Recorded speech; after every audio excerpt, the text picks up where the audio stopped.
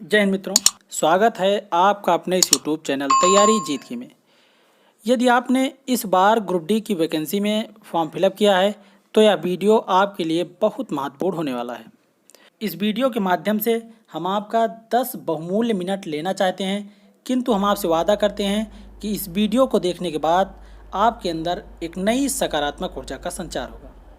इस बार की group D की वैकेंसी की सच्चाई क्या है, इसमें कंपटीशन इतना कम क्यों है, कौन कौन से वो फैक्टर्स हैं जिनकी वजह से इस बार इस वैकेंसी में कट ऑफ जो है इतना कम रहने वाली है, हम आपको विभिन्न फैक्टर्स पर एनालिसिस करके विद प्रूफ दिखाने वाले हैं। इसीलिए आप लोग वीडियो के लास्ट तक बने रहें। अब हम फर्स्ट पॉइंट की बात करते हैं, पदों की संख्या। 2019 की ग्रुप डी की वैकेंसी में जो पदों की संख्या है वो बहुत ज़्यादा है। हम आपको बता दें, ग्रुप डी की वैकेंसी में रेलवे ने इतना ज़्यादा पदों पर इससे पहले कभी जो है वैकेंसी नहीं निकाली थी। इस बार जो पदों की संख्या है वो 1,03,769 और इस बार जो आवेदन हुआ है वो 2018 की ग्रुप डी की वैकेंसी की तुलना में काफ़ी कम हुआ है। इस बार जो आवेदन हुआ वो 1,15,00,000 बच्चों ने लगभग फॉर्म फिलअप किया। इस हिसाब से जो एक सीट पर कंपटीशन है वो लगभग 112 बच्चों का बनता है। अब हम चलते हैं 2018 की ग्रुप डी की वैकेंसी में। 2018 की ग्रुप डी की वैकेंसी में जो पदों की संख्या थी वो 62,907 बच्चों की थी और उस बार जो कुल आवेदन हुआ वो 1,89,00,000। इस हिसाब से एक सीट पर जो कंपटीशन था 2018 की ग्रुप डी की वैकेंसी में वो 302 बच्चों का था। हम आपको बता दें, केवल फॉर्म अप्लाई के समय ही 2.7 गुना कंपटीशन सीधा सीधा कम हो गया 2019 की ग्रुप डी की वैकेंसी में। अभी आप आगे देखेंगे जो एक सीट पर कंपटीशन 112 बच्चों का है वो इससे कहीं आधे से भी कम बचेंगे। अब हम नेक्स्ट पॉइंट की बात करते हैं। नेक्स्ट हमारा जो फैक्टर है वो है प्रेजेंटी में कमी। यह काफ़ी प्रभावशाली फैक्टर है क्योंकि आपको भी पता है जो बच्चे एग्जाम हॉल में बैठते हैं, जो बच्चे प्रेजेंट होते हैं, वही कंपटीशन को बढ़ाते हैं और घटाते हैं। इस बार ये जो ग्रुप डी की वैकेंसी है 2019 वाली, इसका अभी तक एग्ज़ाम कंडक्ट नहीं कराया गया। इस वजह से किसी भी वैकेंसी के लिए जितना ज़्यादा एग्ज़ाम गैप होता है उसकी जो प्रेजेंटी है उतनी कम रहती है। लगभग 2.5 वर्ष बीतने को हैं, अभी तक इसका एग्ज़ाम कंडक्ट नहीं कराया गया। आपने एनटीपीसी के एग्ज़ाम में देखा कि इसकी जो प्रेजेंटी थी वो 45 से 50% ही रही, जबकि एनटीपीसी के एग्ज़ाम में उन बच्चों ने भी एग्ज़ाम दिया जो ऑलरेडी ग्रुप डी की वैकेंसी में सिलेक्ट हैं या कहीं और पर सिलेक्ट हैं। अब इस बार की ग्रुप डी की वैकेंसी में वो बच्चे बिल्कुल भी एग्ज़ाम नहीं देंगे जो ऑलरेडी ग्रुप डी की वैकेंसी में सिलेक्ट हैं या और कहीं सिलेक्ट हैं।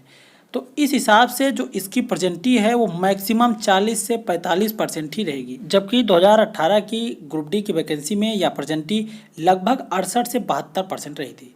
अब आप देखिए, जो एक सीट पर कंपटीशन 112 बच्चों का था, अब अगर हम 45% मैक्सिमम प्रेजेंटी लेते हैं जो बच्चे एग्ज़ाम हॉल में बैठेंगे तो 112 का 45% लगभग 50 बच्चे बचते हैं। अब आप देखिए, 2018 की ग्रुप डी की वैकेंसी में जहां पर 300 बच्चे एक सीट के लिए फाइट कर रहे थे, वहीं इस बार की वैकेंसी में केवल 50 बच्चे एक सीट के लिए फाइट कर रहे हैं। अब आप समझ सकते हैं कि इस बार कंपटीशन कितना कम है। अब हम नेक्स्ट फैक्टर की बात करते हैं। नेक्स्ट हमारा जो पॉइंट है वो है कोरोना का प्रभाव। देखिए, कोरोना का प्रभाव काफ़ी प्रभावशाली फैक्टर है। हम आपको बता दें, इसका सीधा सीधा सबूत दिल्ली पुलिस कांस्टेबल का एग्ज़ाम है। दिल्ली पुलिस कांस्टेबल का एग्ज़ाम कोरोना की फर्स्ट वेव के बाद कंडक्ट कराया गया था और उसका रिजल्ट भी आ गया। उसकी कट ऑफ का इतना कम जाना कहीं ना कहीं ये दर्शाता है कि कोरोना ने बच्चों की पढ़ाई को सबसे ज़्यादा प्रभावित किया है। आपको भी पता है कि इतनी बड़ी महामारी पिछले कई दशकों से नहीं आई थी, जिसके चलते इतनी बड़ी मात्रा में लॉकडाउन लगा हो, इतनी बड़ी परिप्रेक्ष्य में चीज़ें प्रभावित हुई हो। कोरोना के चलते विभिन्न कोचिंग संस्थान, इंस्टीट्यूट, लाइब्रेरी, जो बच्चे जगह जगह पर रह के पढ़ाई करते थे वो सब कुछ प्रभावित हुआ। आर्थिक रूप से समस्याएं भी आई। इस वजह से बच्चों की पढ़ाई बड़े परिप्रेक्ष्य में प्रभावित हुई और इसका सीधा प्रभाव दिल्ली पुलिस कांस्टेबल के एग्ज़ाम में देखने को मिला। जबकि हम आपको बता दें, ये जो ग्रुप डी की वैकेंसी है इसका एग्ज़ाम अभी तक नहीं कंडक्ट कराया गया और इसके बीच में जो कोरोना की सेकेंड वेव है वो भी आ चुकी है। अब हमारा जो अगला फैक्टर है वो इससे कहीं अधिक प्रभावशाली है, वो है क्वालिटी बेस्ड बच्चों का ऑलरेडी सिलेक्ट हो जाना। हम आपको बता दें, ये जो ग्रुप डी की वैकेंसी है ये 2019 अप्रैल मंथ में इसका अप्लाई हुआ था और 2.5 वर्ष बीतने को हैं, अभी तक इसका एग्ज़ाम कंडक्ट नहीं कराया गया। इसके बीच में जो 2018 की ग्रुप डी की वैकेंसी थी, एएलपी की वैकेंसी थी, जेई की वैकेंसी थी। एएलपी में लगभग 64,371, जेई में 14,033, ग्रुप डी की वैकेंसी में 62,907, लगभग 1.5 लाख वैकेंसी क्लियर हुई थी। जबकि ये वो बच्चे हैं जिनके अंदर वास्तव में योग्यता थी, जो अब इस कंपटीशन से बाहर हो चुके हैं, जिनका सिलेक्शन अब हो चुका है।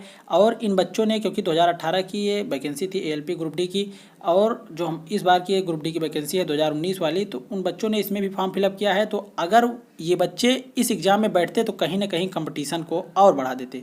हम आपको बता दें 2018 में कंपटीशन इतना अधिक इसलिए भी था क्योंकि 2013 के बाद रेलवे में इतनी बड़ी मात्रा में कोई भी वैकेंसी नहीं आई थी, जिस वजह से जो बच्चे इंडिविजुअली रेलवे की तैयारी कर रहे थे या डिप्लोमा किए हुए थे, जो बच्चे केवल रेलवे में भर्ती होना चाहते थे, तो उन बच्चों की संख्या काफ़ी ज़्यादा हो गई थी। वो बच्चे काफ़ी ज़्यादा कलेक्ट हो गए थे, इसलिए ग्रुप डी की वैकेंसी जो 2018 वाली थी उसमें कंपटीशन इतना अधिक आपको देखने को मिला।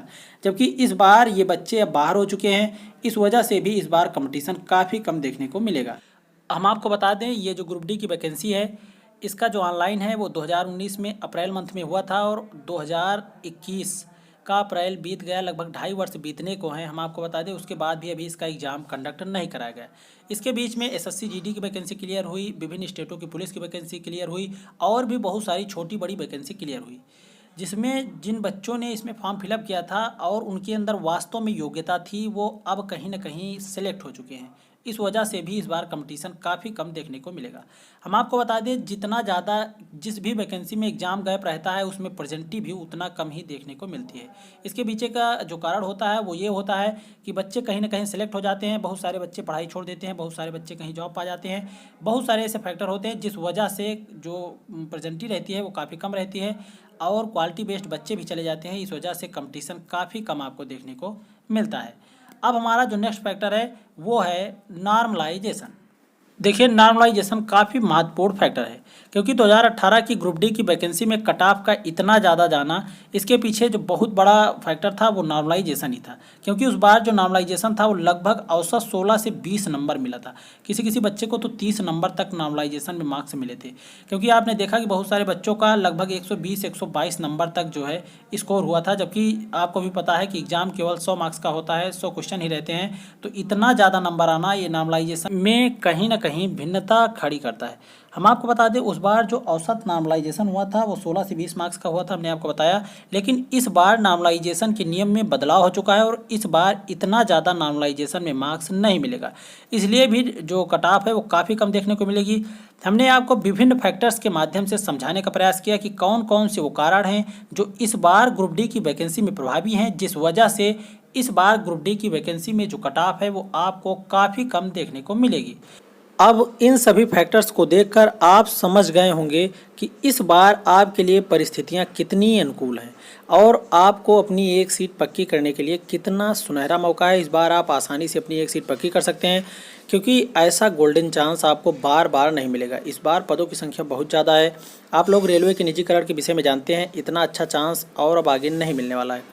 इस वीडियो को बनाने का आशय हमारा यह बिल्कुल भी नहीं है कि आप अपनी पढ़ाई बंद कर दें या किसी भी प्रकार की लापरवाही बरतें। हम इस वीडियो के माध्यम से इस वैकेंसी की सच्चाई बताना चाहते थे कि इस बार आपके लिए कितना अच्छा चांस है, ताकि आप नए जोश के साथ पुनः एक बार लग सकें। आज के लिए बस इतना ही। यदि आप लोग हमारे चैनल पर नए हैं तो आप इसे सब्सक्राइब कर लें, बेल आइकन को प्रेस कर दें ताकि इसी प्रकार की इन्फॉर्मेटिव वीडियोज़ हम आप तक पहुँचा सकें। और हाँ, हम आपको बता दें ये पार्ट 1 है जिसमें हमने आपको बताया कौन कौन से वो फैक्टर्स हैं जिस वजह से इस बार कट ऑफ इतना कम जाएगी। इसके बाद जल्द ही हम पार्ट 2 लेकर आएंगे और उसमें हम आपको कम्युनिटी वाइज, जोन वाइज इसकी एक्सपेक्टेड कट ऑफ क्या रह सकती है प्रत्येक जोन की एक ही वीडियो में संपूर्ण विश्लेषण करेंगे। इसीलिए आप लोग अगर चैनल पर नए हैं तो इसे सब्सक्राइब कर लें, बेल आइकन को प्रेस कर दें ताकि वो वीडियो आप तक आसानी से पहुँच सके। जय हिंद।